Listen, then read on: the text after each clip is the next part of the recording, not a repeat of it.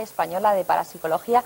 ¿Podrías de verdad corroborar, para que todo el mundo nos entienda, que un poco la finalidad, el objetivo fundamental de la Sociedad Española de Parapsicología es, digamos, separar dentro del mundo de los fenómenos extraños los que son pues verosímiles de los definitivamente increíbles? ¿Podría ser ese el resumen? La Sociedad Española de Parapsicología lleva más de 3 lustros funcionando y su función fundamental en todo este tiempo precisamente ha sido un poco, como dices, el separar un poco aquellos fenómenos que realmente podemos considerar paranormales de los que tienen una posible explicación lógica.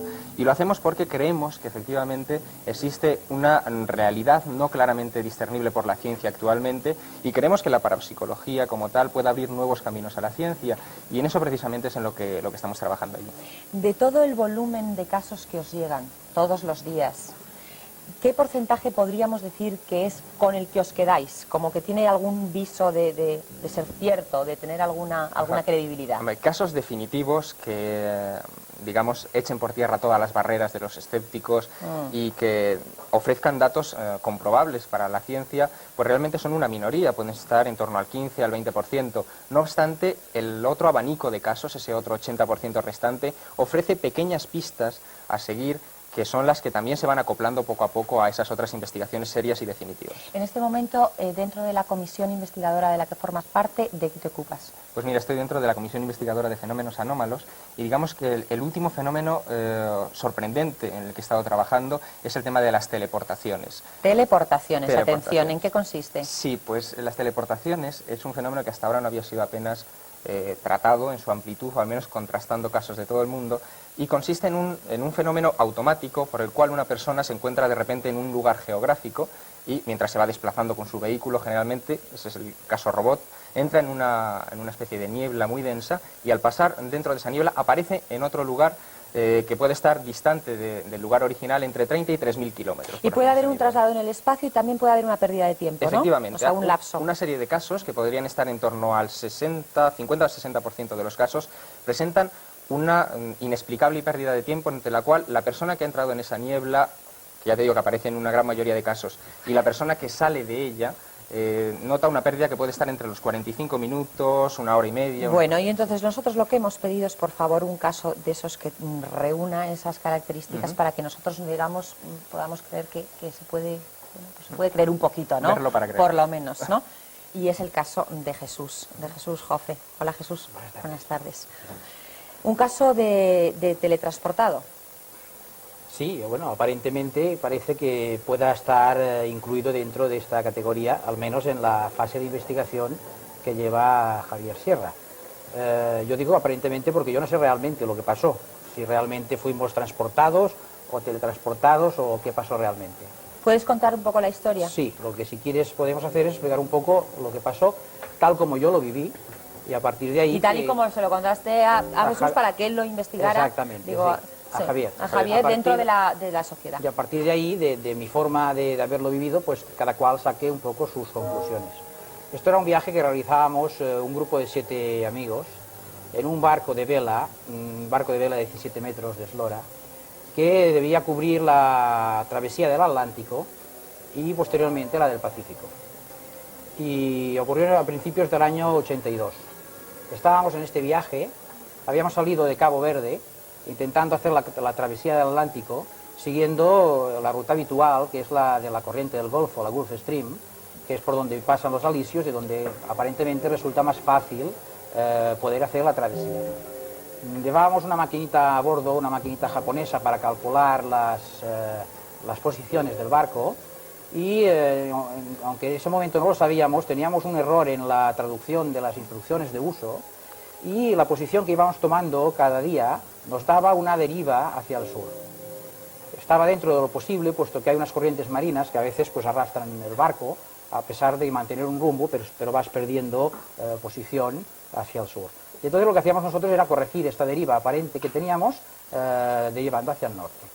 Claro, cuando nos quisimos dar cuenta de que había este error en la máquina, pues estábamos saliendo ya de lo que es la corriente del Golfo, la Gulf Stream, y estábamos entrando en la zona de tormentas. Y efectivamente allí nos cogió una tormenta terrible, una tormenta que duró muchísimas horas, con olas de 14 metros de altura, algo terrible para un pequeño cascarón de 17 metros situado en medio del Atlántico, ¿no? Claro, cuando estás en una tormenta lo que debes preocuparte es de coger las olas por popa y olvidarte del rumbo que quieras llevar. Y cuando acabó la tormenta nosotros habíamos derivado muchísimo hacia el norte y estábamos en las inmediaciones del mar de los Sargazos. Cerca del Triángulo de las Bermudas, eso, ¿no? Sí, eso está en una esquina del Triángulo de las Bermudas. Entonces lo sabíamos porque había algas alrededor del barco, cosa que es la característica de lo que es el mar de los Sargazos, ¿no? Bueno, se tomó lectura ese día por la mañana en que había llegado la calma de nuevo y se comprobó que estábamos en una situación de 1000 millas de la costa más cercana, que ya eran las islas del Caribe, ¿eh? Entonces, bueno, hubo un cierto desasosiego a bordo porque llevábamos un avituallamiento un poco escaso, lo habíamos calculado mal, dicho sea de paso, lo había preparado yo y me había equivocado en el tipo de avituallamiento, y había una cierta sensación de inquietud por el hecho de que estábamos muy distantes de la costa. Es comprensible, sí.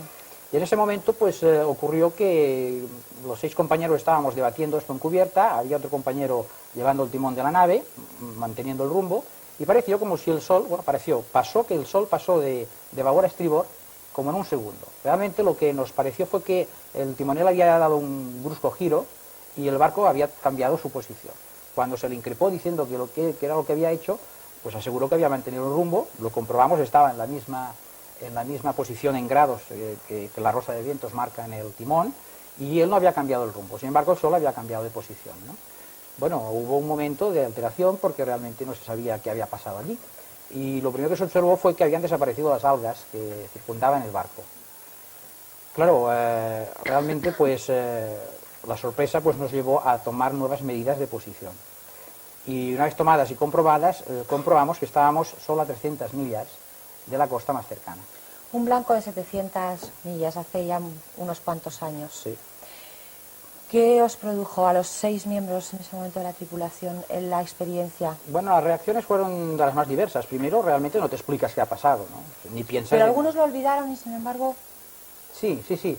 O sea, ¿qué pasó? Llegamos, la tarde se nos tiró encima muy rápidamente, más de lo que teóricamente por el horario de nuestro reloj debía de haber sido, y efectivamente en 300 millas de navegación llegamos a la costa más cercana, que fue, curiosamente, llegamos a América por la isla de Montserrat. Pero algunos olvidaron el asunto, pero tú nunca lo olvidaste. ¿Por qué Javier, te lo crees?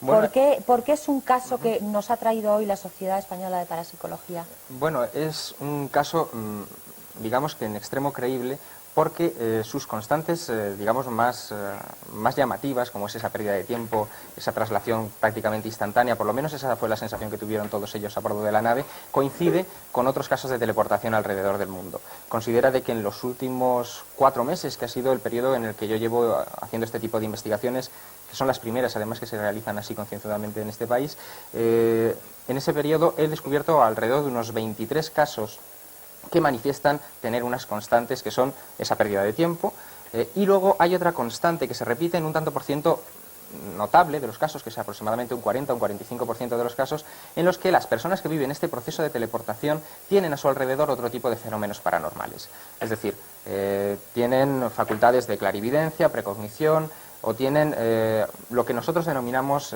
facultades psíquicas. Entonces, claro, consideramos que el tema de la teleportación en este tipo concreto de individuos, en este tipo concreto de personas, es solamente una faceta más del mundo paranormal que parece rodear a estas personalidades. Perdón, solo quiero una curiosidad.